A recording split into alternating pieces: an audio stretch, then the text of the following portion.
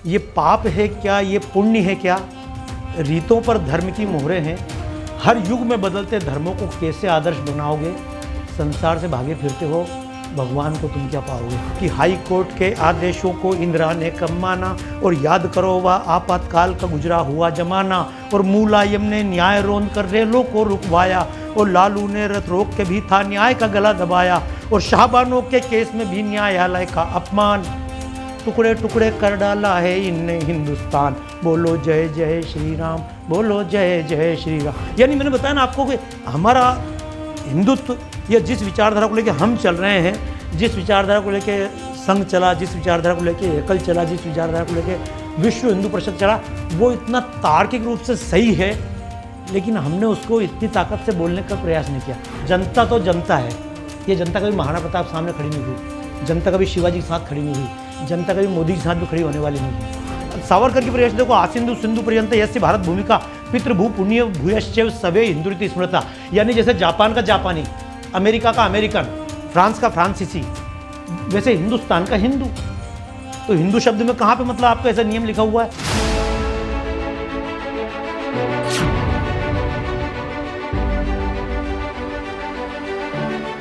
सौगंध राम की खाते हैं, मंदिर वहीं बनाएंगे।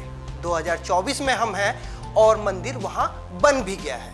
लेकिन सवाल आज भी लोगों के जहन में है कि आखिर ये नारा आया कैसे, वो राम मंदिर आंदोलन था कैसा? क्योंकि कई हमारी पीढ़ी उन्होंने ये अनुभव ना देखा ना सुना, बस कथा जो चलती आई वो जान लिया और उन्होंने उसी हिसाब से परिकल्पना बना ली। तो उस समय के जो महानायक थे जिन्होंने इस नारे को जन्म दिया, आज हमारे साथ हमारे स्टूडियो में मौजूद हैं। तो शुरुआत उसी नारे से करते हैं, क्योंकि हमारे इंट्रोडक्शन में वही नारा है, सौगंध राम की खाते हैं, मंदिर वहीं बनाएंगे। शायद उज्जैन में आपने इस नारे को दिया था। ये गीत था। अच्छा, ये गीत मेरा लिखा हुआ नहीं था। हाँ, सौगंध राम के खाते हैं, मंदिर वहीं बनाएंगे। ये पुराना गीत था, कोटि कोटि हिंदू जन का हम ज्वार उठा के लाएंगे। चूँकि ये गीत था और जब हम मनोरंजन करते थे उसमें अलग अलग लाइन जोड़ते जाते थे। जैसे आजकल देखते हैं ना, अब की बार मोदी सरकार, और उसमें कुछ भी शब्द जुड़ जाते हैं। ये कोई नारा कोई सोच के ऐसा नहीं था कि हमने कोई नारा बनाना है या नारा किसी ने लिखा या उसको कोई प्रचारित किया गया। जैसे आजकल किसी भी चीज़ को हाईलाइट किया जाता है, प्रमोशन किया जाता है, ऐसा कुछ भी नहीं था। ये तो परमात्मा की योजना थी। मतलब कई बार तो मुख्य चीज़ कोने में रह जाती है, हमने गीत लिखे वो कोने में रह गए और ये चीज़ें हिट हो गई। एक लाइन वन लाइनर हिट हो गया और बाकी गीत पीछे रह गए। अच्छा, तो इसको चलते कि सौगंध राम की खाते हैं, मंदिर वहीं बनाएंगे। राम के नाम पे एक वर्ग देखिए तो सौगंध खाता है, मतलब सौगंध लेने के लिए तैयार है। लेकिन अगर कहीं ना कहीं देखिए हमारे ही समाज में राम मंदिर आज बन गया कि राम के नाम पे भी कुछ लोग चिढ़ जाते हैं, कहीं FIR करा देते हैं, कहीं पीछे भग जाते हैं, कहते हैं कि हम जय श्री राम क्यों बोले, हम सीताराम बोलेंगे, हम राम नहीं बोलेंगे, हम जय श्री कृष्ण बोलेंगे, हम जय श्री राम नहीं बोलेंगे, हम जय माता दी बोलेंगे। वैसे अभिव्यक्ति की आज़ादी है, आप जिस भगवान को चाहें उस भगवान को पूजें, हमारा संविधान ऐसा कहता है, हमारा धर्म भी ऐसा कहता है। लेकिन ये चिढ़ क्यों? विरोध करने वालों को विरोध करने के लिए कोई ना कोई मुद्दा चाहिए। मतलब उनके पीछे कोई ये नहीं है, वो बोलते कि मान लो जय सिया राम बोले, आप राम क्यों बोल रहे हो, सिया राम बोलो, तो वो हिंदुओं को तो ये बोल सकते हैं। पर चलो, हमारे यहाँ सीता का अस्तित्व तो है। मैं तो कई बार बोलता हूँ इस बात में मेरे ऊपर केस हो गए कि हमारे यहाँ राम है तो कम से कम सीता है तो सही, है ना। और जब भी हम कभी किसी व्यक्ति का नाम होता है तो हम बोलते हैं लक्ष्मी नारायण, लक्ष्मी पहले नारायण बाद में। सीता राम किसी व्यक्ति का नाम होता है, सीता पहले राम बाद में, राधा कृष्ण, राधा पहले कृष्ण बाद में, है ना। गौरी शंकर, गौरी पहले शंकर बाद में। तो ये तो हिंदू धर्म में तो मतलब इतनी स्वतंत्रता है। तो अब जिनको विरोध ही करना है तो उनसे पूछो कि किनकी गोद में बैठ के विरोध कर रहे हैं। तो बहुत सारी बात है, उनको केवल विरोध करना, उनको गंभीरता से पढ़ना नहीं है। उनने ना तो रामायण पढ़ी है, ना उन्होंने कोई भागवत पढ़ी है, ना उन्होंने वेद पढ़े हैं। केवल उनका एक दृष्टिकोण है कैसे भी करके विरोध करना। और दिक्कत ये है कि जिनको उनका उत्तर देना चाहिए वो देने को तैयार नहीं। इसका उत्तर देना चाहिए हमारे संतों को। जिन्होंने पढ़ी और जिन्होंने नहीं पढ़ी वो विरोध कर रहे हैं। कुछ ऐसे लोग हैं कि पढ़ के विरोध करते हैं, एक चौपाई पे विरोध करने लगते हैं। उनको आप किस नज़र से देखते हैं? मैंने बताया ना आपको, जैसे कि चौपाई जिसका आप बोल रहे हैं, पूरे उत्तर प्रदेश में सब जगह चल रहा है, ढोल गंवार शूद्र पशु नारी। अब चूँकि मैं आपको बताऊँ, आप लोग चूँकि स्टूडियो में हो, मैंने ZTV में काम किया, इसके पहले मतलब फिल्म लाइन में काम किया, तो जो भी आप राइटिंग क्षेत्र से जुड़े हैं तो आप एक बात समझ लीजिए कि जब मैं लिखता हूँ तो लिखते समय सारे पात्र मेरे अंदर होते हैं। जब मैं कोई स्क्रिप्ट लिखता हूँ, शोले की जिसने स्क्रिप्ट लिखी तो अमजद खान के डायलॉग भी उसने लिखे हैं जिसने धर्मेंद्र के डायलॉग लिखे हैं, जिसने वीरू को डायलॉग लिखे हैं। तो अगर आपको कोई कहानी लिखनी है, फिल्म बनानी है, सीरियल बनाना है, तो खलनायक का डायलॉग कौन लिखेगा? खलनायक का डायलॉग भी राइटर को लिखने पड़ेंगे, और नायक का डायलॉग कौन लिखेगा उसको भी राइटर को लिखना पड़ेगा, और सपोर्टिंग डायलॉग उससे डायलॉग कौन लिखेगा वो भी वही लिखेगा। यानी जिससे मैं राइटिंग लिखता हूँ तो महिला के डायलॉग लिखने के लिए महिला को नहीं बुलाता हूँ, मैं खुद ही उस समय महिला हो जाता हूँ। जिस समय मैं गुंडे का डायलॉग लिखता हूँ तो गुंडा नहीं आता, मैं खुद ही गुंडा बनता हूँ। जिस समय नायक का डायलॉग मैं खुद ही नायक बनता हूँ। तो रामायण में अब तुलसीदास जी ने ऐसा कहा, कौन तुलसीदास जी ने कहा? तुलसीदास जी ने फिर रावण के डायलॉग भी श्री मत कहो, ये भी तो तुलसीदास। अब रामानंद सागर ने लिखा श्री मत कहो, अब कोई रामानंद सागर के बारे में लिखे रामानंद सागर ने कहा श्री मत कहो, तो उससे बड़ा मूर्ख कौन होगा? भाई राम के वाक्य भी उन्होंने लिखे, हनुमान के वाक्य भी उन्होंने लिखे, रावण के वाक्य भी उन्होंने लिखे। तुलसीदास जी ने राम जी के वाक्य डायलॉग भी लिखे, है ना। और ये डायलॉग जो ढोल कुमार शूद्र पशुनारी जिसका इशारा आप कर रहे हैं वो किसने लिखा?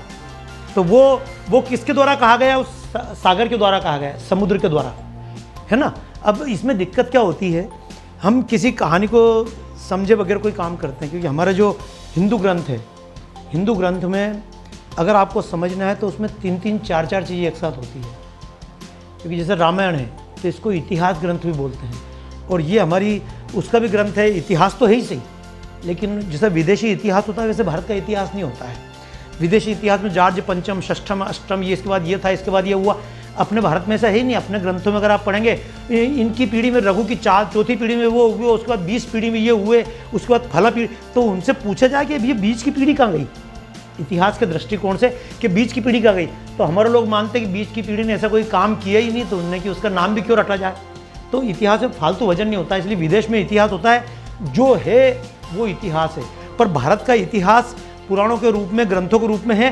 जैसे आप ये श्री राम जन्मभूमि के संघर्ष से शुरुआत से जुड़े हुए रहे हैं, तो जब तक 1992 में ढांचा गिर नहीं गया, आप तब तक जुड़े हुए थे, तो उसके अनुभव के बारे में उधर क्या कैसा संघर्ष क्या रहा, उस कोई बारे में संघर्ष कुछ नहीं था जैसे आज आप लोग संघर्ष कर रहे हैं। उस समय का संघर्ष ये था, तब कठिन चीज़ मानी जाती थी। तब जैसे कि आज किसी के पहले हमारे बाप बूढ़ों को, हमारे पास बचपन में साइकिल भी नहीं थी, हम स्कूल पैदल जाते थे। आज कार हर व्यक्ति के पास अवेलेबल है, तो आज कार है तो हम सोचे कि मतलब उस समय संघर्ष कैसा होगा। तो उस समय तो हमारे पास साधन नहीं थे, तो वे उस समय पूरी दुनिया में किसी के पास साधन नहीं थे। तब लड़ाई करना था, तब हमको मतलब लट पड़ते थे तो पड़ते थे, तो उसमें कोई बहुत बड़ी बात नहीं है। तब पुलिस पीछे भागती थी तो हमको मालूम है भागना है, तो वो एक संघर्ष का एक उसका तरीका ही उस समय का वो था। तो ये तो बात हो गई राम की और जो विवाद चल रहे हैं, लेकिन सवाल उस समय का जब करीब तकरीबन कहा जाता है आधे घंटे में मंदिर तैयार हो गया था, और वो जो पेंटिंग और वो जो मंदिर तैयार हुआ था उसमें बहुत बड़ी भूमिका आपकी थी। तो थोड़ा वो पूरी कहानी थोड़ा एकदम विस्तार से बताइए। वो कोई कहानी नहीं है, और दरअसल गलतफहमियां बहुत हैं। हाँ, उसको क्लियर कीजिए। जैसे मैंने बताया ना कि लाइन प्रचलित हुई, रामलला हम आएंगे। अब जैसे आपको लगा सोमनाथ राम जी खाते हैं मंदिर में बनाएंगे। अब क्या होता है, जब इतिहास होता है और बाद में उसको जब प्रस्तुत किया जाता है तो इतिहास कम रह जाता है, उसमें कई लोगों की अपनी अपनी चीज़ें होता जाता है। हाँ, नया नया जुड़ता जाता है, क्योंकि वो आंदोलन था। कई लोग बोलते हैं कि उस समय जानबूझ के ढांचा तोड़ा गया, जो जैसे कि अभी आप बात कर रहे थे ना एक विषय का कि महिला के बारे में या चौपाइयों के बारे में, तो चौपाइयों में वैसे बदलाव होता है, क्योंकि इतिहास को किसी ने जाके देखा नहीं, इसलिए कन्फ्यूजन होता है। और चूँकि ये इतिहास तो मैंने खुद ने अपनी आंखों से देखा, उसके बाद देखते देखते देख रहा हूँ कितना अंतर आ रहा है। तो चूँकि मैं एक जरा सा बता रहा हूँ, मैं अयोध्या गया था घूमते हुए वैसे ही, और मुझे लगा था कि मैं अयोध्या में कुछ पेंटिंगें करूँगा, चौपाइयाँ लिखूँगा, सजावट करूँगा। श्रद्धेय अशोक सिंघल जी से बात भी हुई थी। तो जब मैं अयोध्या में लिखने के लिए गया था तो मैंने पेंटिंग या चित्र बनाना मेरा एक दृष्टिकोण था, लेकिन मेरे सामने वो खुदाई हो रही थी, और जब खुदाई हो रही थी तो उसमें मेरे सामने मूर्तियाँ निकली पुरानी, जो बाद में अगर आप देखेंगे तो इतिहासकारों ने मूर्तियाँ निकाली। तो मेरे सामने पुरानी मूर्तियाँ निकली, मैंने अपनी आंखों से देखा, लेकिन अगले दिन दिल्ली से बड़े नेताओं को बयान आया कि बाहर से ले जाकर रख दी होगी। तो फिर मुझको एक मन में लगा कि ये मुझे लगता है पूरे ने जितने आर्कियोलॉजिस्ट हैं सब ने मुझे चैलेंज किया, मेरी आंखों को चैलेंज किया।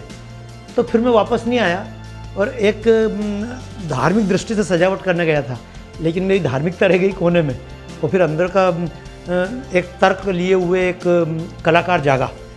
तो उससे मेरी एक कविता है, बोलो जय जय श्री राम, और वो बड़ी विचित्र कविता थी। वो कविता थी, उसके शब्द मतलब जिसको बोलते हैं उत्तर है, यानी कि आज राम जन्मभूमि के आंदोलन के करीब 30 साल हो चुके हैं, लेकिन मेरी वो कविता आज भी वैसी की वैसी है। और वो बेसिकली कविता नहीं थी, उसके बाद मैंने कविता लिखना ही छोड़ दिया, कम कर दिया। हमारे मित्र पवन जी बैठे रास्ते मुझसे पूछ रहे थे कि बाबा जी आपने नई कविता, मैंने कहा नई कविता क्या लिखूँ, इन सब विषय पर लिख चुका हूँ। जैसे ये बार बार कोई प्रश्न, हिंदू मुस्लिम एक बात है, ईश्वर अल्लाह एक बात है, ये सब में खून खून में क्या अंतर होता है, ये प्रश्न उठाए गए राम जन्मभूमि को लेकर। और मैंने एक जो बोलो जय जय श्री राम से नाम से गीत बनाया, उसमें सारे प्रश्नों के उत्तर थे। जैसे लोग बोलते अगर सरकार का कहना नहीं माना तो न्यायालय का कहना नहीं माना तो सरकार भंग कर देंगे। मैंने कहा क्यों भैया, न्यायालय कहना इंदिरा गांधी ने माना क्या? न्यायालय ने कहा था इंदिरा गांधी पद से इस्तीफा दे, उसने आपातकाल लगाया। न्यायालय ने कहा था लालू रथ नहीं रोका, उन्होंने रथ रोका। मुलायम सिंह ने 63 बार न्यायालय को उल्लंघन किया, उनकी कि हाई कोर्ट के आदेशों को इंदिरा ने कम माना। और याद करो वह आपातकाल का गुजरा हुआ जमाना, और मुलायम ने न्याय रोंद कर रेलों को रुकवाया, और लालू ने रथ रोक के भी था न्याय का गला दबाया, और शाहबानों के केस में भी न्यायालय का अपमान, टुकड़े टुकड़े कर डाला है इनने हिंदुस्तान, बोलो जय जय श्री राम, बोलो जय जय श्री राम। यानी मैंने बताया ना आपको कि हमारा हिंदुत्व या जिस विचारधारा को लेकर हम चल रहे हैं, जिस विचारधारा को लेकर संघ चला, जिस विचारधारा को लेकर एकल चला, जिस विचारधारा को लेकर विश्व हिंदू परिषद चला, वो इतना तार्किक रूप से सही है, लेकिन हमने उसको इतनी ताकत से बोलने का प्रयास नहीं किया। माननीय मोदी जी जब मैं 92 में जब अयोध्या से भागा था, CBI सब चक्कर थे, तो मैं अयोध्या में आया था, और तब यहाँ रह के उनने मेरी ये वाली कविता सुनी थी, इसकी पूरी कैसेट उन्होंने निकलाई थी। ये वैसे आप सवाल से, जो मेरा सवाल था उसका जवाब नहीं दिए, लेकिन आपने बीच में एक ऐसा जिक्र किया जिस पे मैं एक दूसरा सवाल आपसे जानना चाहता हूँ कि न्यायालय, आपने कहा आज लोग कहते हैं, आम जन कहते हैं, अधिकतर बयानों में आ जाता है लोकतंत्र खतरे में है। लोकतंत्र खतरे में है, लेकिन आज कोई सड़क पे नहीं आता। उस समय लोकतंत्र था, फिर भी एक फैसले को चुनौती देने के लिए जन सैलाब सड़कों पे आ गया। और आज लोकतंत्र खतरे में, फिर भी न्यायालय से फैसला होता है और किसी मंदिर में पूजा शुरू होती है और कोई भी विवाद नहीं होता। पहले लोकतंत्र खतरे में नहीं था, फिर भी मंदिर का दरवाजा खुलता है, बंद हो जाता है। तो आपके अनुसार लोकतंत्र कब खतरे में था? तब खतरे में था या अब खतरे में? कोई लोकतंत्र खतरे में नहीं होता है, इस देश की दुनिया की जनता है। मैंने बताया ना, एक एक प्रश्न ऐसा है कि उनके समाधान के लिए, एक एक प्रश्न के लिए कई कई एपिसोड बन जाएंगे। मैंने बताया आपको, मैं तो सामान्य बोलता हूँ, प्रजातंत्र है तब तक जब तक हिंदू है बहुसंख्यक। प्रजातंत्र का द्रोही कभी ना हिंदू हुआ अभी तक। जहाँ पे हिंदू कम हो जाते दंगे वहीं पे होते, और अहिंदू ही अलगावों के बीच देश में बोते। संवेदनशील एरिया कभी हिंदू बहुल क्षेत्र ना होता। दिल्ली में बता दो आप, ये ग्रेटर कैलाश संवेदनशील है या पीतमपुरा संवेदनशील है या सीलमपुरा संवेदनशील है, लेकिन अब इतनी बात को बोलने में झिझकेंगे ना। मैंने बताया कि जब ये सारे विषय ऐसे थे जो मेरे तब भी स्वीकार्य थे, अब सच स्वीकार्य, लेकिन सच को सब स्वीकार नहीं कर पाएंगे।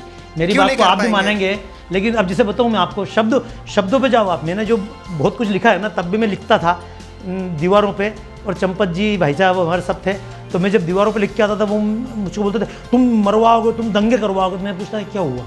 वो बोलते तुम दीवार पे क्या लिख के आए? मैंने कहा क्या लिख के आए हो? तो बोले तुम दीवार पे ऐसा लिख के आए। मैंने कहा गलत है क्या? तो वो फिर धीरे से बोलते गलत तो नहीं, लेकिन लिखना नहीं चाहिए था। तो हिचक क्यों होती है इस बात को कहने में या बोलने? हिचक आपको हिचक होगी, मैं सच बोलूँगा, आप भी नहीं बोल पाएंगे। बहुसंख्यक जो लोग हैं वो क्यों नहीं बोलते? देखो ऐसा नहीं होता है, सबका अपना अपना ऐसा समाज बना दिया गया। जनता तो जनता है। ये जनता कभी महाराणा प्रताप सामने खड़ी नहीं हुई, जनता कभी शिवाजी के साथ खड़ी नहीं हुई, जनता कभी मोदी के साथ भी खड़ी होने वाली नहीं है। धर्म तो मतलब चीज़ अलग है ना। हम बेसिकली, आप भी जो मुझसे पूछ रहे हैं, तो बेसिकली पहले आपको भी अध्ययन करना पड़ेगा कि धर्म और आध्यात्म और पंथ, रिलीजन, इन सब में अंतर है। पंथ जैसे सिख पंथ है, कबीर पंथ है, नानक पंथ है। फिर धर्म की बात करो, धर्म तो दुनिया भर का एक है। अब धर्म, कुत्ते का अपना धर्म है, उसका अपना धर्म है, यानी धर्म बिल्कुल अलग है। धार्यति इति धर्म, अग्नि का अपना धर्म है ना। अब मानव तो मानव का अपना धर्म है। अब धर्म तो ऐसा कि स्त्री का धर्म क्या है, नौकर का धर्म क्या है, और मतलब मालिक का धर्म क्या है, एक प्रवचन करने वाले का धर्म क्या है। ये धर्म चीज़ ही अलग है। अब आप कहने के लिए हिंदू मुस्लिम, अरे भैया हिंदू एक वो जिसको बोलते हैं पर राष्ट्रीयता है, हिंदू धर्म है ही नहीं ना। सावरकर की परिभाषा देखो, आसिंधु सिंधु पर्यंत यस्य भारत भूमिका पितृभू पुण्य भूयश्चैव सवे हिंदुरिति स्मृता। यानी जैसे जापान का जापानी, अमेरिका का अमेरिकन, फ्रांस का फ्रांसीसी, वैसे हिंदुस्तान का हिंदू। तो हिंदू शब्द में कहाँ पे मतलब आपका ऐसा नियम लिखा हुआ है कि हिंदू ऐसा होना चाहिए वैसा मुसलमान के लिए नियम है, हिंदू के लिए क्या नियम है? आप कैसे हिंदू हैं? आप किस बात पे हिंदू हैं? खाली हिंदुस्तान में पैदा होगा इसलिए हिंदू हैं? इसलिए बता रहा हूँ, सन 1974 में इंदिरा गांधी यूरोप गई थी तो वहाँ के लोगों ने पूछा व्हाट इज़ योर रिलीजन, तो इनने कहा था कि आई एम हिंदू। वहाँ के पत्रकारों ने स्पष्ट कहा we are not asking about your nationality, हम आपकी राष्ट्रीयता के बारे में नहीं पूछ रहे हैं, आपके धर्म के बारे में पूछ रहे हैं कि आप पारसी हो, आप बुद्धिस्ट हो, क्या हो। तो मैं एक बात बोल रहा हूँ, धर्म बिल्कुल अलग चीज़ है, संप्रदाय बिल्कुल अलग चीज़ है, संप्रदाय की परिभाषा बिल्कुल अलग है, रिलीजन बिल्कुल अलग चीज़ है, और पंथ तो किसी महापुरुष का एक पंथ होता है। एक बार आराम से इसको सिलसिलेवार तरीके से बताएं ताकि जो हमारे दर्शक हैं वो समझ सके कि क्या आपके अनुसार धर्म है, क्या होना चाहिए, क्या उसकी असली परिभाषा है। मैंने बताया ना, आध्यात्म और धर्म। आप एक बात समझो, जैसे कि आध्यात्म की बात करता हूँ तो आध्यात्म बिल्कुल अलग है। मैंने इसलिए कहा कि मुझे अगर सुनना हो तो थोड़ा समय देकर सुनना पड़ेगा। जैसे मैं उदाहरण अभी चर्चा कर रहा था कि शेर, अब यह धार्मिक है या अधार्मिक है, पापी है या पुण्यात्मा है। गाय घास खाती है तो गाय क्या पुण्यात्मा है? और सांप जो डसता है वो सांप क्या पापी है? यानी वो एक प्राकृतिक व्यवस्था है, सांप के हिसाब से उसका एक जो शरीर बना हुआ है, इसलिए सांप को ना पाप है ना सांप के लिए पुण्य है, ना सांप अनैतिक है ना मनुष्य नैतिक है। तो ये समझो कि आप जितने भी जानवर पैदा होते हैं सबकी अपनी अपनी विशेषता होती है, इसलिए उन्हें उसमें धर्म का कोई सिस्टम नहीं। और जहाँ तक मैं परमात्मा की बात कर रहा हूँ, मैं तो एक बात कहता हूँ कि आज हम मतलब लादेन हैं, तो लादेन को किसने बनाया? लादेन को बनाने वाला वही परमात्मा है जिसने मोदी जी को बनाया। सांप को पैदा करने वाला भी वही परमात्मा जिसने गाय को बनाया। यानी दुनिया में जब इससे आध्यात्मिक इस तरफ सोचेंगे तो ये सब चीज़ें बहुत छोटी रह जाएगी। भारत महान, क्यों महान? हम पैदा हो गए इसलिए महान। अगर हम भारत के बजाय जापान में पैदा होते तो, मैं आपको बोल रहा हूँ, अगर आप यहाँ भारत में पैदा होने के बजाय अगर आप पाकिस्तान में पैदा होते तो क्या भारत को महान बोलते? हम केवल मनुष्य बन के पैदा हो गए तो मनुष्य महान, क्या महान है हम में? मतलब ये कुछ चीज़ें बहुत गंभीरता से सोचिएगा। हम मनुष्य परमात्मा की सर्वश्रेष्ठ कृति है, किसने सर्टिफिकेट दिया? हमने खुद नहीं दे दिया। मतलब अगर किसी कुत्ते से पूछो तो वो बताएगा कि हमको गुलाम बना कर रखा, गाय से पूछो तो गाय बताएगी कि मतलब हमारा दूध भी पी गए, बछड़े के लिए कुछ नहीं रखा, हमको घास भी नहीं दी और बांध के रख लिया। तो मनुष्य महान है। हम चूंकि मनुष्य हैं इसलिए हमने बोल दिया हम महान। हम भारत में पैदा हो गए तो भारत महान, हम हिंदुस्तान में पैदा हो गए तो हिंदू महान। नहीं, ये सब साधारण सी बात है। लादेन जो वहाँ पैदा हुआ, अगर लादेन वहाँ पैदा होने के बजाय किसी एकल विद्यालय में, किसी गुरुकुल में पैदा होता, बाबा रामदेव के पढ़ता, तो ये लादेन बाहर बैठ के मतलब ये छोले पूरी बांट रहा होता। तो एक सवाल जो आपने बताया, संस्कार, सॉफ्टवेयर हार्डवेयर, क्या आप इसी तर्क को राम और रावण से समझा सकते हैं? आंतरिक रूप से तो राम और रावण एक ही है। फिर युद्ध, इतनी चीज़ें, धर्म अधर्म, जब आप किसी चीज़ को देखते हैं तो उसके लिए सापेक्षता का एक सिद्धांत है। जब आप पहाड़ पर खड़े होकर देखेंगे तो नीचे का गाय छोटी दिखेगी, नीचे खड़े होकर पहाड़ की चोटी पे देखेंगे तो पहाड़ छोटा दिखेगा। क्योंकि मैं इसलिए बोल रहा हूँ, मैं दुनिया भर में जाता हूँ और मैंने फिर बोला आध्यात्म की दृष्टि से सब एक है, क्योंकि पूरी दुनिया मतलब उससे बनी है जिसको बोलते हैं अपन सत्व तम रज, 3 चीज़ से बनी है। अगर आध्यात्मिक रूप से देखोगे तो वात पित्त कफ तीनों मिला के चीज़ बनी हुई है। अगर आप देखो तो इलेक्ट्रॉन प्रोटॉन तीनों मिला के दुनिया बनी है। तो ये दुनिया को देखने का तरीका है ना। वो जो उसको सिखाया गया वो गलत है। इसलिए कभी अगर देखना तो अपने हिंदुत्व से भी ऊपर उठकर, मुसलमान से उठ के देखे, हिंदुत्व से ऊपर उठ के देखे, क्रिश्चियनिटी को छोड़ के देखे, तब हम बात समझ पाएंगे।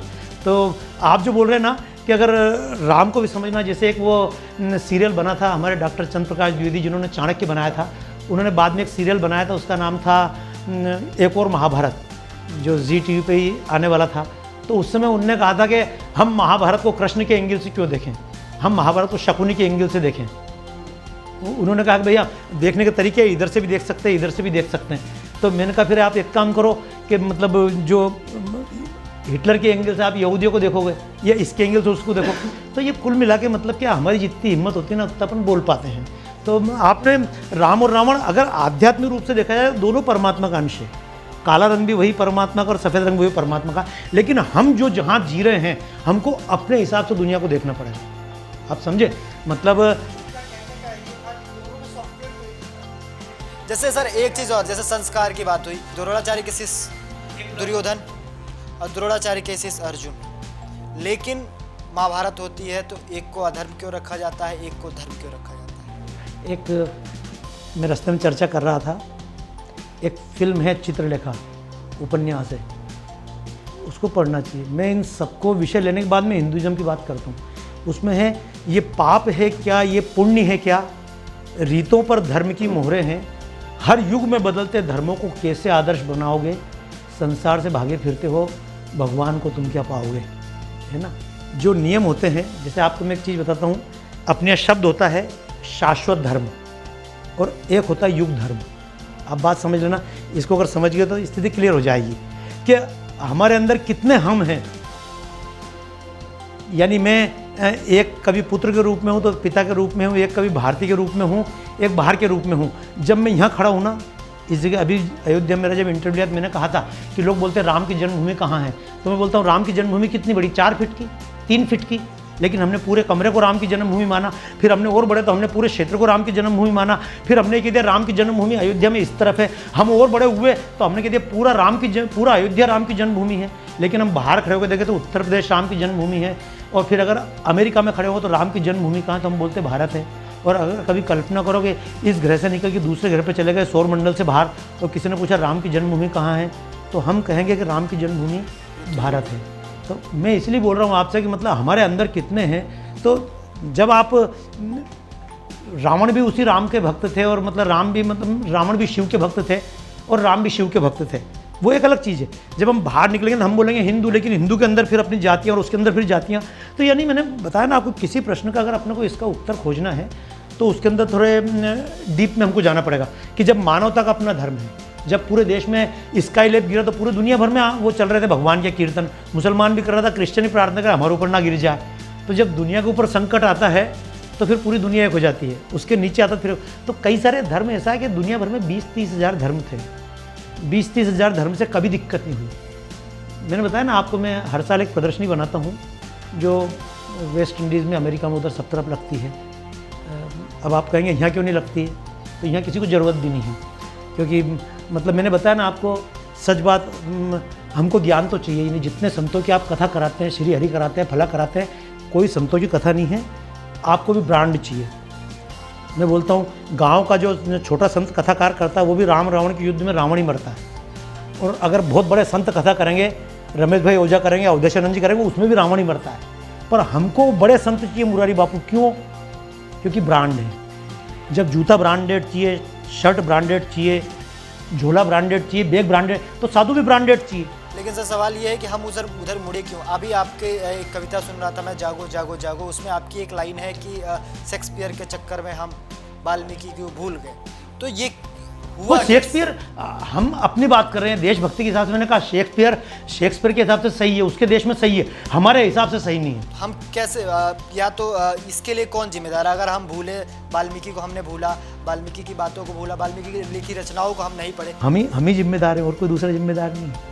हम ही जिम्मेदार इसलिए हैं क्योंकि एक टाइम तक कोई अंतर नहीं था। मैं बता दूं, ये इस सोशल मीडिया के युग में आप जी रहे हो, बहुत सारे प्रश्नों को उत्तर छूट गए होंगे, लेकिन बता रहा हूँ, सोशल मीडिया के युग में आप जी रहे हो। हजारों साल पहले दुनिया बनी, तब से लेकर 30 साल पहले तक कोई अंतर नहीं था, 40 साल पहले तक। यानी आप कल्पना करोगे, शिवाजी थे तो शिवाजी के पास एक स्कूटर भी नहीं थी, राम जी थे तो राम जी के पास एक पंखा भी नहीं था। मतलब जो आप, मतलब साइंस की दृष्टि से, मैं जो मेरी पुस्तक है वो साइंस की दृष्टि से अलग, लेकिन आप जो इतिहास की दृष्टि से देख रहे हैं कि जैसे बड़े से बड़े सम्राट को उस समय जो उपलब्ध नहीं था, आप देखते हो बड़े बड़े राजमहल में जाके पंखे के लिए हाथ का पंखा होता है। तो यानी होंगे अकबर, लेकिन उसके पास, बेचारे के पास में एक टेबल फैन भी नहीं था। और आज गरीब से गरीब आदमी के पास कूलर हर झोपड़पट्टी में मिल जाएगा, है ना। तो पहले किसी आदमी को कबूतर से चिट्ठी पहुँचानी पड़ती थी, है ना। आज छोटे छोटे आदमी के पास मोबाइल है, तो 30 साल के अंदर ये अंतर आपने देखा ही है ना। तो बहुत सारी चीज़ें, मान्यताओं में परिवर्तन आया है। जैसे आज के पहले हमारे टाइम पे, ये आप खुद देखिए, अगर रामनवमी का दिन होता था और जब पूजा होती थी तो बात करते थे तो स्कूल जाने का टाइम हो रहा है और पूजा भी हो रही है, तो बात करते थे कि टेस्ट जरूरी है या पूजा जरूरी। तो हमारे माँ बाप बोलते थे कि पूजा जरूरी है, टेस्ट तो बाद में दे देगा, नहीं भी पड़ेगा तो अंतर थोड़ी पड़ रहा है। अब आज के ज़माने में देख लो आप, तो अब टेस्ट जरूरी कि ये जरूरी, तो आपको लगेगा नहीं यार टेस्ट पहले ज़्यादा ज़रूरी है। तो हमारी जीवन की शैली बदल गई है। इसलिए जैसे कि आज के 30 साल 40 साल पहले कि बच्चा पैसा कमा रहा है, तो पैसा कमाया ठीक है, क्या करेगा ज़्यादा पैसा कमा के, अब हमारी जीवन शैली बदल गई। तो इसकी जिम्मेदारी ये है कि पहले साधु है तो साधु अच्छा कौन सा है, तो साधु अच्छा हो जिसका जीवन सात्विक हो, जो पूरे समाज सेवा में अच्छा काम करता हो। लेकिन आजकल साधु कौन अच्छा है कि जिसके ज़्यादा टीवी पर प्रवचन आ रहे हैं। आजकल बड़ा साधु किसको बोलेंगे, क्या याज्ञवल्क्य को बोलेंगे या जंगल में साधु बैठा उसको बोल रहे हैं, जो 3 घंटे तपस्या कर रहा है वो सब बड़ा साधु है। बड़ा साधु वो जो 24 घंटे टीवी चैनल पे आ रहा है, बड़ा साधु जिसके यूट्यूब पे फॉलोअर ज़्यादा है। मैं कई सारे साधुओं को देखता हूँ। और बड़ा बनने का तरीका है, आप बड़ा कैसे बनना चाहते हो, साधना से बड़ा बनना चाहते हो, तपस्या से बड़ा बनना चाहते हो, या सोशल मीडिया के थ्रू बड़ा बनना चाहते हो। तो जो सोशल मीडिया के थ्रू बड़ा बनेगा, जो टीवी के थ्रू बड़ा बनेगा, वो कैसे करेगा। जैसे मैंने बोला आपको, मेरे साथ मेरे मित्र बैठे हुए हैं, है ना, तो अगर मुझे पैसा चाहिए तो फिर मैं इनका गुलाम बनूंगा। और अगर मान लो मुझे चाहिए भाई इनको ठीक करना, तो उस तरीका बिल्कुल अलग होगा। भाई मैं तो बोलता हूँ जो घर फूंके अपना चलो हमारे साथ। अच्छा, एक चीज़ आपने बोला कि कितनी चीज़ें बदल गई, कितनी 2014 के बाद से भारत में क्या एक सामाजिक और सांस्कृतिक पुनरुत्थानवाद का एक दौर आया है क्या? क्योंकि पहले लोग राम का नाम लेने से संकोच करते थे, पहले लोग मंदिर जाना, अब क्योंकि अब देख रहे हैं कि अभी उत्तर प्रदेश सरकार ने डाटा जारी किया कि मंदिरों में जाने वालों की संख्या बढ़ गई है, खासकर उत्तर प्रदेश में। तो ये एक सामाजिक पुनरुत्थानवाद है। देखो, सामाजिक पुनरुत्थान तो एक बात समझ लीजिए, जब से मैं देख रहा हूँ मंदिरों में भी उतनी भीड़ है। अभी सर नहीं, मंदिरों में भीड़ है ना, मानते हो ना मंदिरों में भीड़ है। हाँ। अच्छा, क्लब में भीड़ कम हुई है क्या? क्लब में भी उतनी है। शराब की दुकान पे है ना, कथाओं में और हीरो हीरोइन के कार्यक्रम में भीड़ सब जगह बढ़ी है, क्योंकि भीड़ दिखने लग गई है। और जो भीड़ दिखाता है, मंदिरों में भीड़ बढ़ी, तो मंदिरों में एक मंदिर को हमने मंदिर की तरह, मंदिर क्या होते थे नहीं, पहले के मुकाबले 2014 से अरे वो मुकाबले में देखो, मैंने बताया ना, आप जहाँ खड़े होकर देख रहे हो उसके हिसाब से आप प्रश्न करोगे। मैंने बताया ना, एक एक चीज़ को अगर मान लो हमारा उद्देश्य होता है, जैसे मैंने प्रदर्शनी बनाई, अब मेरी एक प्रदर्शनी हिंदू ग्रंथ, तो आप क्या समझते हैं, 80 चित्र की प्रदर्शनी बनाने में मुझको 2 साल लग गए। फिर मैंने प्रदर्शनी बनाई हिंदू पंथ, उसको बनाने में मेरे को इतना टाइम लग गया। भीड़ बढ़ने से क्या होता है, अब सिंहस्थ में भीड़ बढ़ रही है, कुंभ में भीड़ बढ़ रही है। मैं इतने साल से, मैं इतने दिन से परेशान हूँ, मतलब कुंभ में झंडे लगेंगे तो आप हिंदू धर्म का मान बढ़ गया। वो 13 अखाड़े हैं और 13 अखाड़े एक साथ स्नान नहीं कर सकते। आज भी तो स्थिति वही है, समाज में भीड़ बढ़ी लेकिन फूट भी तो उतनी है। ये 13 अखाड़े अगर एक साथ स्नान कर ले, मैं तो सबके चरणों में जाके निवेदन कर रहा हूँ बार बार, बड़े बड़े अखाड़ों के सामने जाके, कि हिंदू धर्म को बचाना, तो 13 अखाड़े अपने अपने झंडे लेकर एक दिन एक साथ स्नान कर लें गंगा में। संभव हो पा रहा है? कौन बोलेगा? बड़े बड़े कथाकार बोलेंगे, कोई सुनेगा? लेकिन ये सर तो जो ये आप जो बता रहे कि 13 हाँ, हिंदुत्व की बात आई है। हिंदुत्व की बात इतनी आई है कि हिंदू लोग खुल के बोलने लगे हैं, हिंदू लोग कुछ खुल के बोलने लगे हैं। सोशल मीडिया पे हिंदू पावरफुल हो गया है। इतना है कि सोशल मीडिया पे हिंदू इतने हुए कि अब उत्तर देना सीख गए, है ना। तो ये एक अंतर जरूर आया माननीय मोदी जी के आने के बाद में, क्योंकि मोदी जी को आप जितना जानते हो मैं और ज़्यादा जानता हूँ, क्योंकि मैं 93 से जान रहा हूँ। 93 में जब हमने मिलकर साथ कैसेट बनाई थी, तो पुराने गीतों पर कैसेट बनाई थी। जोत से जोत जलाते चलो, प्रेम की गंगा बहाते चलो, मेरा जूता है जापानी, फिर हमने आओ बच्चों तुम्हें देखें जाके हिंदुस्तान की, वो चौपाइयों की तर्ज पर हमने कैसेटें बनाई थी। जब वो गुजरात चुनाव में गए, उन्होंने फिर मुझे बुलाया, तो उन्होंने मुझसे कहा कि मेरे को पुराने गीत पे नहीं चाहिए। तो दीदी तेरा देवर दीवाना, ओले ओले, सारे गीत पे हमने कैसेटें बनाई गुजराती में, और मेरे को सारे गीत पता भी नहीं थे, मेरे को सीखना पड़े। तो उनका मोदी जी का फिक्स है कि उनने सोशल मीडिया बहुत पहले पकड़ लिया था। राहुल गांधी वगैरह पकड़ने में लेट हो गए। आप कह रहे हैं कि 1993 में उन्होंने सोशल मीडिया और कैसे कैंपेन करना उस बारे में उनको आकलन हो गया था। राहुल गांधी से कोई तो मोदी जी की स्टाइल अलग है। हाँ। वो स्टाइल आपको और कोई दिखाई नहीं देगी। तो वो आदमी है ना, बिल्कुल पुरातन भी है और आधुनिक भी है। और जब आप उनके पूरे जीवन को अध्ययन करेंगे तो फिर आपको लगेगा, क्योंकि जैसे मेरे जीवन का बड़ा सौभाग्य है, मेरे जीवन का सौभाग्य कि इस समय देश में जितने टॉप पे लोग हैं उन सबके साथ रह के देखने का मौका मिला। माननीय मोदी जी के साथ में श्रद्धेय बाबा रामदेव के साथ रहने का मौका मिला, योगी जी को अच्छी तरह देखने का मौका मिला, फिल्म लाए देखो चंद्रकांत द्विवेदी हैं, सुभाष चंद्रा जी हैं, मतलब इस टाइप कई लोग हैं अलग अलग क्षेत्रों में, उन सबके साथ बागेश्वर जी हैं। तो इन सबको देखने का मौका मिला। और एक बात बता दूँ, ये लोग जो हैं ये सामान्य लोग नहीं हैं, ये लोग सब अवतारी पुरुष है, ये युगावतार होते हैं। मैं उसको क्लियर कर दूं, नहीं तो सारी बातें अधूरी जाएगी। एक होता है शाश्वत धर्म। तो जैसे एक शब्द है हमारे यहाँ, सत्य धर्म है, अहिंसा धर्म है, परम धर्म श्रुति विदित अहिंसा। सत्य धर्म है, अहिंसा धर्म है, असत्य धर्म मतलब ये झूठ बोलना पाप है, ये बिल्कुल शाश्वत चीज़ है। आज से 10,000 साल पहले भी सत्य धर्म था, अहिंसा धर्म थी, सब कुछ था, और आज भी है और 10,000 साल बाद भी रहेगा। लेकिन इस सत्य की रक्षा के लिए आपको कभी कभी असत्य भी अपनाना पड़ता है, उसको बोलते हैं युग धर्म। तो जिसको हम बोलते हैं ना अवतार, कि नरसिंह के टाइम नियम अलग था, फिर राम के टाइम नियम अलग था, राम के टाइम नियम था रावण के हाथ से हथियार गिर गया था, राम ने को वापस ले जाओ, घायल हो गया इसको वापस ले जाओ, वो राम के समय नियम था, वो धर्म था। बाकी कृष्ण के समय जब कर्ण का पहिया फंसा, कृष्ण ने कहा कि अभी मारो। क्यों मारो? क्योंकि अगर अभी नहीं मारा तो बाद में नहीं मार पाएंगे। तो समय के हिसाब से आपको अपने परंपराएं, तरीके चेंज करना पड़ते हैं, आप समझे ना। तो जैसे मैं बोलता हूँ, जो भी नया अवतार आता है वो नियम में बदलाव करता है। तो आज भी जो समाज में नियम में बदलाव हुए हैं, मोदी जी, योगी जी, ये सब एक तरह से समय का बदलाव ही है। और ये भविष्य में जब इतिहास लिखा जाएगा तो इन सबको अवतार के रूप में याद करेंगे और लोग तो चिल्लाएंगे। क्योंकि मैं तो बताऊँ, अडवाणी जब आए अटल जी भले हुए, बोलने लगे कि अटल तो भोला भाला है। मतलब ये आप देखोगे कि लोग अटल जी को कितनी गाली देते थे, कट्टर है कट्टर है। जैसे अडवाणी जी आए तो बोलने लगे नहीं, वो अडवाणी, अटल जी ठीक थे, अडवाणी गड़बड़ है। अच्छा, अडवाणी गड़बड़ थे, मोदी जी की बात बोलते अडवाणी सही था। अब वो शाह को देख के बोलते कि अडवाणी जब आए अटल जी भले हुए, बोलने लगे कि अटल तो भोला भाला है। और मोदी जब आए तब अडवाणी ठीक हुए, बोली मोदी क्रूर और दिल का एक काला है। और अब शाह देख के कराह कर रहे कि इससे तो मोदी ठीक बड़े दिल वाला है। और मैं तो एक ही बात कहता हूँ, वक्त है कि शाह जी पे ही लगा लो ब्रेक, वरना बाद में योगी और विश्व शर्मा आने वाला है। मैं तो कई बार एक बात बोलता हूँ ना, धर्म को खरीदती हो जब विदेशी रोटियाँ, और दवाई केची बन के काटती हो चोटियाँ। ऐसे में राम बन के गर दिलों से दिल को आप जोड़ दें, राम बन के केवटों को फिर गले लगाइए, वन में जाके शबरियों के बेर फिर से खाइए, आज मन की पीड़ाओं के स्वर लेते जाइए। तो मैं तो बधाई दूंगा एकल विद्यालय, श्री हरि सत्संग समिति, वनवासी कथाकार योजना, या मतलब अपना आरोग्य योजना, बहुत योजनाएं। मतलब माननीय श्याम जी का एक विज़न था, क्योंकि मैं तो जिस लेवल पे माननीय मोदी जी को देखता हूँ राजनीति के रूप में, तो सामाजिक क्षेत्र में श्याम जी को उतने मान देता हूँ कि ये परमात्मा की अलग अलग योजना होती है। ये जो आप बोलते हैं ना अवतार, अवतार कुछ नहीं होता। अवतार ये है कि जब भी समाज में परिवर्तन लाना होता है तो परमात्मा आते हैं, और परमात्मा साथ में अब जब कथा सुनेंगे तो जब राम ने अवतार लिया तो इंद्र ने भी अवतार लिया, कि भाई सूर्य ने भी अवतार लिया, फिर उसके बाद हनुमान जी ने, पवन ने भी अवतार लिया, अग्नि ने अवतार लिया, सब देवता साथ में अवतार लेके परमात्मा का सपोर्ट करने आते हैं। तो मैं भी एक बात मानता हूँ, आज मान लो मोदी जी आए हैं, तो मोदी जी आए तो भैया उनके साथ ये अलग अलग आए हैं, अलग अलग ये सब, ये जितने भी आप देख रहे हो ना कि अलग अलग प्रकल्प में माननीय दत्तोपंत ठेंगड़ी जी, इंद्र जी, ये सब लोग क्या है, ये सब लोग देवी शक्तियाँ हैं। अच्छा, वो देवी शक्ति हमारे अंदर भी पैदा होती। जब भी मैं तो एक बात कहता हूँ, कहानी नहीं है, ये तो इतिहास है, युगों को बदलने का ही प्रयास है। और भाव सेवा का मन में जब भी जगे, समझो कि राम कहीं आसपास है। इसलिए जब आपके मन में ऐसा लगे कि गाय को भोजन करा दें, आपको लगे स्कूल जाके पढ़ा दें, आपको लगे यार थोड़ा बहुत काम कर देना चाहिए, तो समझ लेना चाहिए ये असली राम की भक्ति है।